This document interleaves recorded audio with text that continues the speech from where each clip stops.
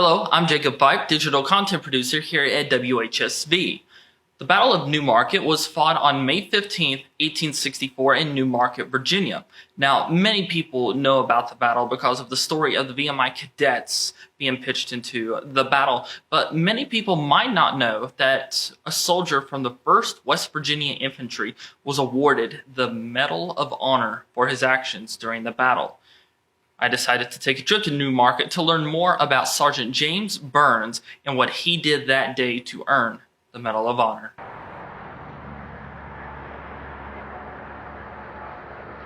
Before the Battle of Newmarket, he actually enlisted as a young man. He had to have his father's permission.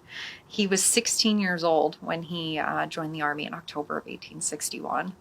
He's from Ohio originally, near Steubenville, Ohio, and then he ended up enlisting in a West Virginia unit, which was not that far over the border. So he was with Company B of the 1st West Virginia. And even before the Battle of Newmarket, he did see some heavy action in the Valley and elsewhere. I think all total it was almost 60 engagements at the end of the war that he was involved in, whether large-scale battles like Second Bull Run or smaller ones, even like us. We're not that big of a battle comparatively. So they are right alongside the 54th Pennsylvania. They're trying to push that Confederate position back. It's right along where Interstate 81 runs today. It does cut our battlefield in half, so it kind of cuts the position of the West Virginia unit in half, and they are pushing against the Confederate position, who are lined up kind of in where the orchard is at the Bushong Farm, from the line where the river is, all the way out almost to the base of the Massanutten, but really between here and Smith's Creek. And they're closer to where the museum sits today. You can almost see what their position would have been at that time, and they're pushing a little bit further forward than some other units closer to this side of the battlefield, the western side of the battlefield. So they're seeing some pretty heavy action. So things are kind of falling apart for the Union Army as this starts. It's just kind of started at that point.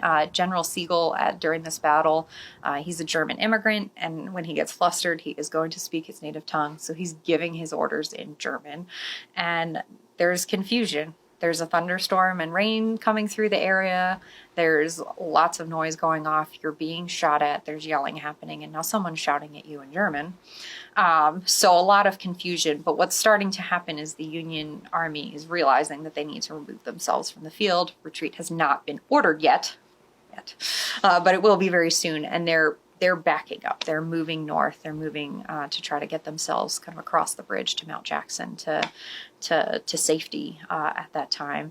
And that kind of sets the scene in that the colors for the West Virginia unit are very much in danger of being captured. They've fallen behind. Who's carrying them has fallen behind. So Burns, Sergeant Burns at the time, he's rallying the men, a small unit of them, to go back and save those colors. So they're under very heavy fire at that time. It would have been understandable to just leave it. But he goes back, he gets them, they get the flag, and they're bringing it back. During that push, one of the men is injured. Private Russell receives a very severe injury, and Burns goes back almost 100 yards. You can think about the distance that is, still under heavy fire, to carry him to safety. Burns is injured in the process of this. He receives a leg wound that's going to plague him for the rest of his life. But that's the act he does that earns him the Medal of Honor.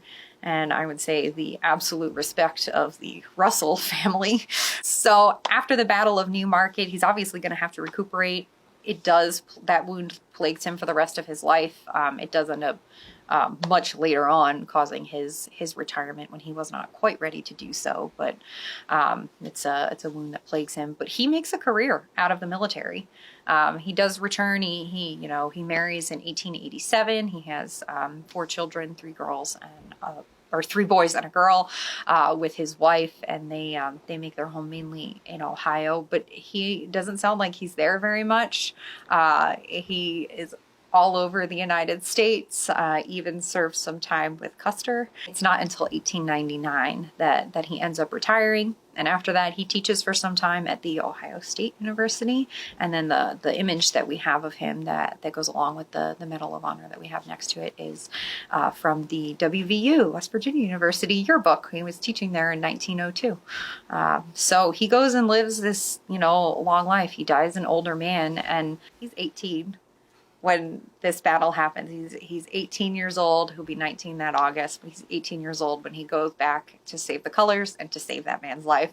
And it's not something that I think we should take lightly. That's a lot on an 18-year-old. We think of others in this battle who were young, and Sergeant Burns was just as young as these men.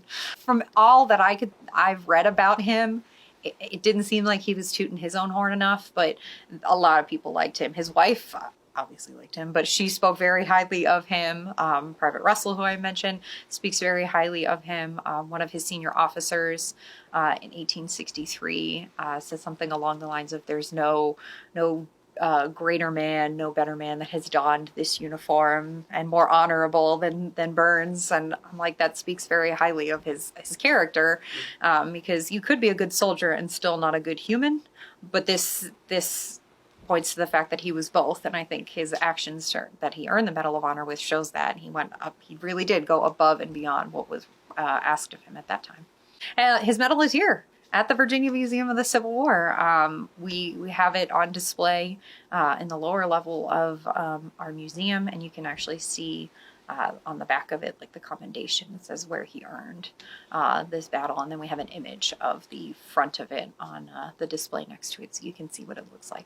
We're part of the Virginia Military Institute, so vmi.edu, and then look up museums and archives. We're part of a 3-museum system, the VMI Museum on Post, the Jackson House in Lexington, and then we are located 84 miles north of the Institute here in Newmarket.